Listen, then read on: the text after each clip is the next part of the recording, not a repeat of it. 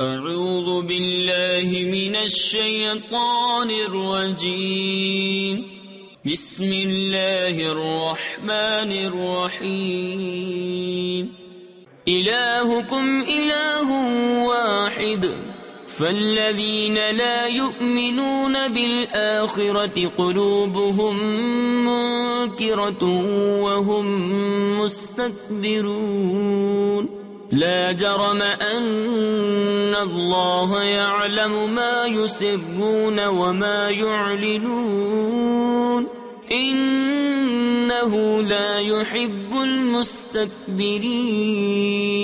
وَإِذَا قِيلَ لَهُم مَّاذَا أَنزَلَ رَبُّكُمْ قَالُوا أَسَاطِيرُ الْأَوَّلِينَ لِيَحْمِلُوا أَوْزَارَهُمْ كَامِلَةً يَوْمَ الْقِيَامَةِ وَمِنْ أَوْزَارِ الَّذِينَ يُضِلُّونَهُم بِغَيْرِ عِلْمٍ الا ساء ما یزرون۔